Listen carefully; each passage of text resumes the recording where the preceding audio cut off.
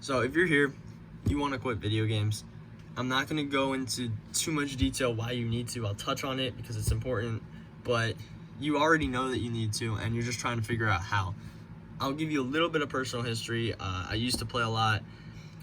I don't anymore. I tried limiting an hour a day. My parents tried limiting an hour a day, and I tried to just stop playing entirely. And while I had limited success with just cold turkey quitting, it's not the final solution, and it didn't completely help me. So now that that's out of the way, I can actually tell you like how I actually quit, because I have successfully quit. I don't really play that much anymore, and I don't think about them either, which is the big thing, because video games really take up a lot of your brain power.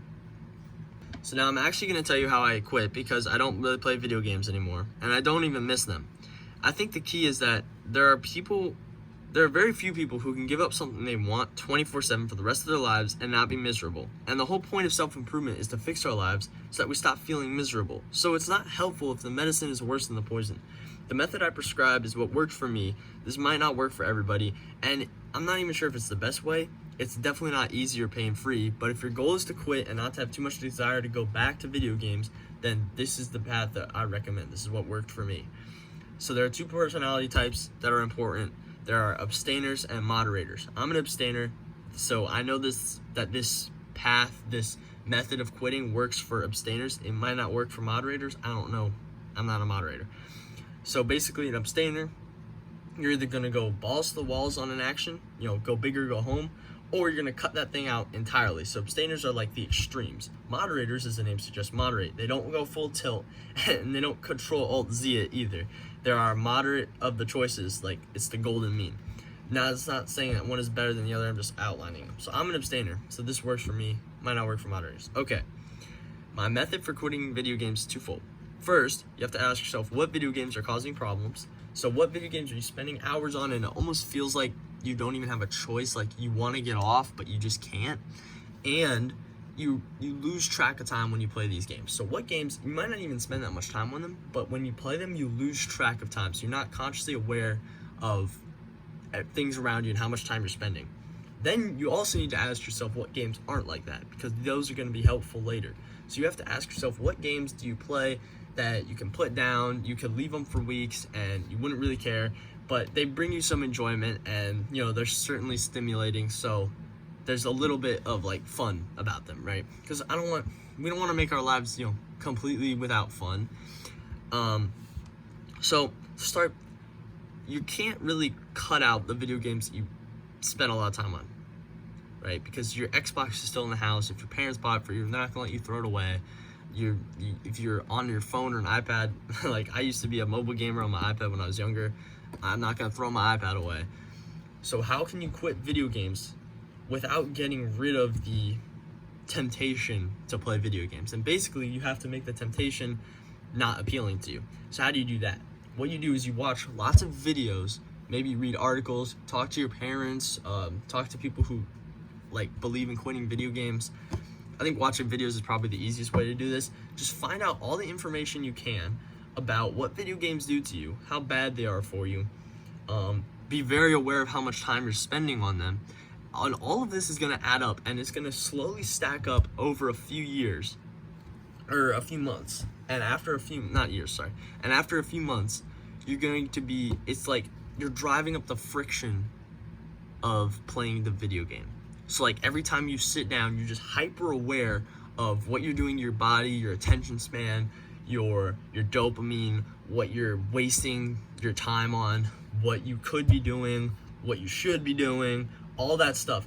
And it's just driving up the friction so that it's not easy to just hop on your Xbox or hop on your iPad or whatever you're playing, your PC. It's not easy to just load up the game and play. You're consciously aware of what you're doing.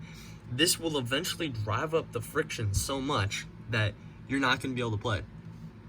I did this for a while. It kind of just happened to me over time. I wasn't consciously thinking about it, so it's probably going to be faster if you consciously think about it. But for me, it was just kind of slowly building up over several years. The friction of playing video games would just slowly build up, because all my parents were telling me not to do it. My grandparents, every time I talked to them, And they would be like, you know, I don't see why kids are outside playing, like why they're not outside playing, because now they're inside playing video games and it's bad for you.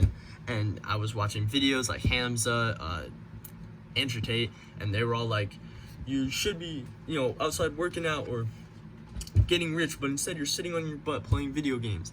And so all of that was slowly building up in my mind, in addition to the fact that I'd always wanted to limit it at the very least, but cut it out really, because I wanted to be outside, I wanted to play basketball, I wanted to do all this other stuff. And so that slowly drove up the friction until eventually I would sit down to play Rocket League in a designated time that I'd set to play video games, and I wouldn't be able to do it. I wouldn't even be able to get through the loading screen because I was so aware of the time that I was wasting sitting here about to play when I could be doing something productive. And that's what, yeah, anyway, that's how I fixed it. But there's a second part of this, which is the games that you don't spend a lot of time on, that you can go without playing, that you don't think about a lot. Those games, for me, it was Clash of Clans. They're kind of self-limiting. You can only play so much Clash of Clans at a time. You can only play, I mean, you can't play it for hours. You really can't. And so I would play that instead. Another game may be like chess or something. I mean, chess gets boring after a while. You can only play it for so long before you get kind of tired. So add those games into your life, because that'll give you a little bit of stimulation. If you're bored, it'll, you know, give you a little bit, but it's not gonna hurt you too much. My like screen time when I quit went down from like 4 or 5, 6 hours a day, went down to like an hour to 30 minutes a day, and the Clash of Clans time went up. But because I had cut out everything else, the 5 minutes extra of Clash of Clans I was playing a day wasn't really affecting me. It wasn't causing any damage. So yeah, that's something to think about. Do y'all want more vids on this topic? When I get 10 likes on this video, I'll make a part 2, so subscribe.